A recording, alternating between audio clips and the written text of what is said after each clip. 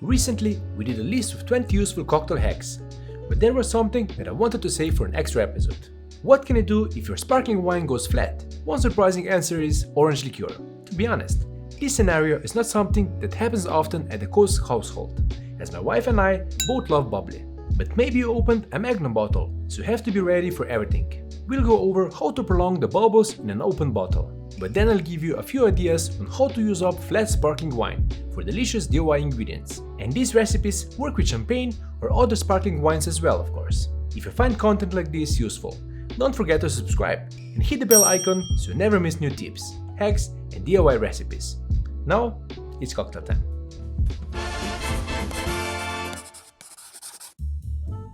Okay, first off, if you just want to enjoy sparkling wine, you can keep it relatively fresh and bubbly for a few days, but you need to get one of these, a sparkling wine conservator.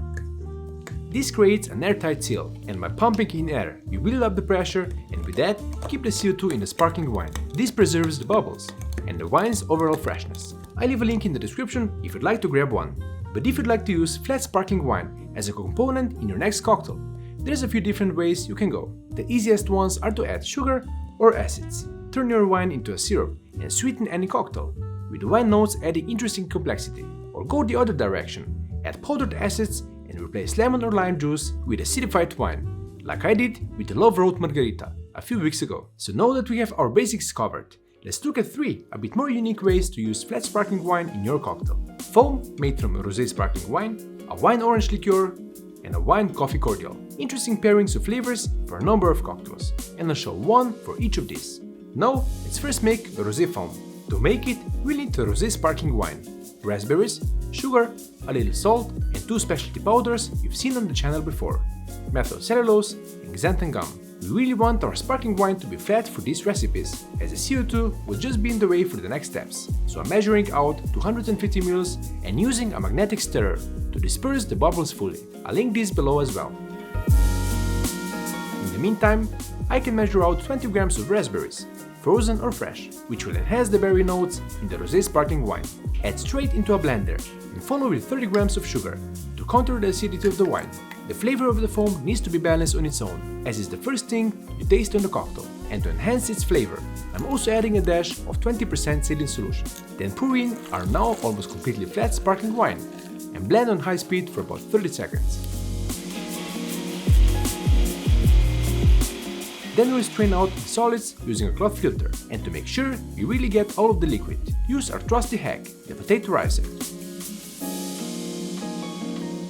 Now we need to add the powders that will help us create a stable foam with a nice mouthfeel. So pour the liquid back into the blender and first add 1.35 grams of methyl cellulose, which you know from our egg white replacements, super syrup and super foam. And lastly, 0.4 grams of xanthan gum.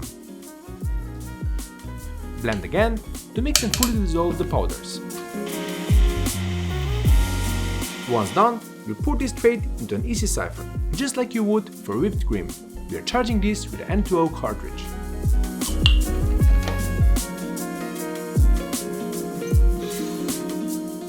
Shake up a bit and place it in the fridge, since we want the foam to be chilled before use. Try to wait for that before you give it a taste. The sparkling wine still takes the spotlight here, with raspberry providing a nice color and elevating the berry notes of the base. It's full, creamy, and would go great as a crown on cocktails like a clear Clover Club or a Cosmopolitan.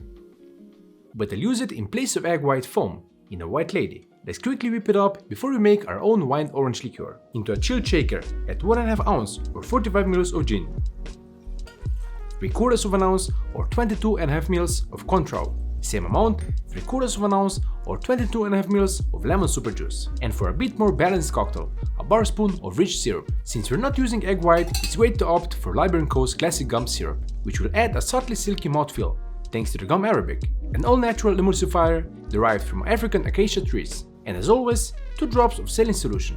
Add ice, shake hard to chill and dilute. Then double strain into a chilled cook glass. Instead of the classic white foamy crown, this one gets a nice pinkish rosé foam topping. Beautiful and delicious.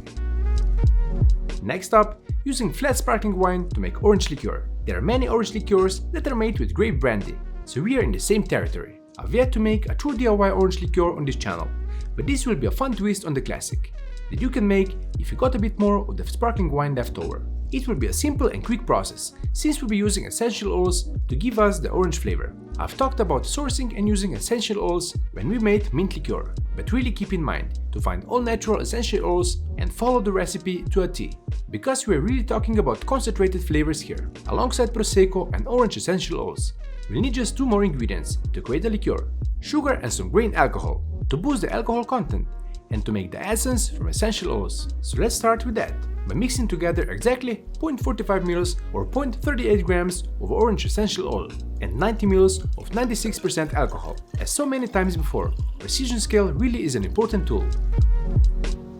I'll leave this to mix together for about 10 minutes. In the meantime, I can combine Prosecco and sugar. We need 8 ounces or 240 ml of our sparkling wine and 48 grams of sugar. Mix together to dissolve the sugar, using a spoon, a whisk, or the magnetic stirrer again. Once the sugar is dissolved, we can carefully mix the 2 components to create the liqueur. Based on the amount of our sweetened flat sparkling wine, we'll add exactly 34.5 ml of orange essence. Save the rest for the second batch. Because of the oils, it will get slightly milky. Mix this for another 5 minutes. And you'll have an orange liqueur with 25% ABV and 150 grams of sugar per liter. Not as sweet as many other orange liqueurs, but I think it's the sweet spot for DIY liqueurs. And don't worry about the milkiness.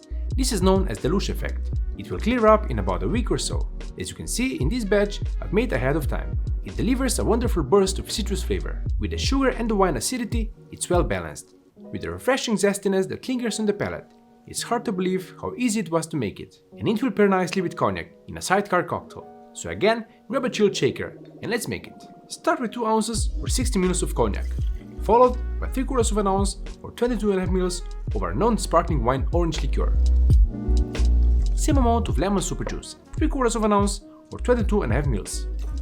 And since our liqueur isn't as sweet, add 7.5 ml of 2:1 Demerara gum syrup from Library & Co, adding silkiness and a hint of molasses. And to add brighter flavors, 2 drops of saline solution. Add ice, shake hard, double strain into a chilled cook glass. Express essential oils from a lemon peel.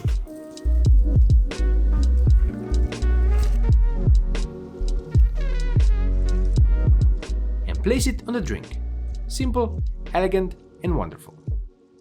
And last, but certainly not least, wine coffee cordial, which we'll use in a highball cocktail. Here's how to make it. You'll also need a spent coffee puck, sugar, tartaric acid, and citric acid. The first step is making coffee oleo sacrum, which is inspired by Dan Fellows, whose awesome channel focuses on all things coffee and cocktails. In a small glass, add 20 grams of spent coffee from an espresso puck and 20 grams of sugar. If you don't have an espresso machine, just ask a local coffee shop for the puck. Mix it together well, then leave it to sit for about 24 hours. During that time, the sugar will pull out the oils and flavors from the ground coffee, and we'll end up with a thick, paste-like mixture of sweet coffee goodness. We'll mix this together with 250 ml of sparkling wine, another 87 grams of sugar, which I'm measuring first, in case I add too much.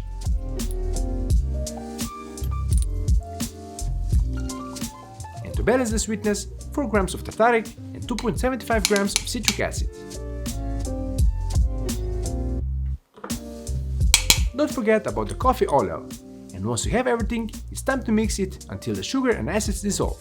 After a little help to get things going, I'm again counting on the stirrer to do this for me. Once that's done, it's time to filter it through a coffee filter. Give it time, but when it's completely filtered, it's ready to be used in your next coffee cocktail. Let's make that a highball. I'm calling Gin, Wine and Tonic, with coffee and gentian adding a bit of bitterness instead of quinine.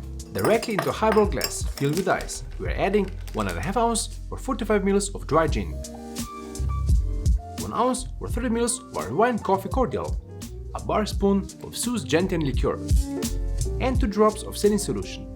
Give these ingredients a quick stir to mix and chill a bit. Then place the glass on the scale and top it up with 90 grams of soda water. Turn the cocktail gently with a bar spoon to mix the ingredients and finish the cocktail with a spray of lemon essential oils, placing the peel on the top. Citrusy, herbal, bitter, sweet, acidic, and refreshing. What more could you ask for?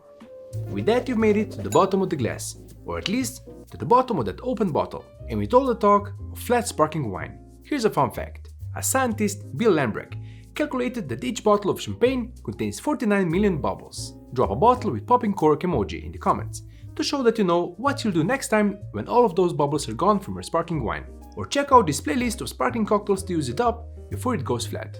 Either way, cheers! Friends of cocktails.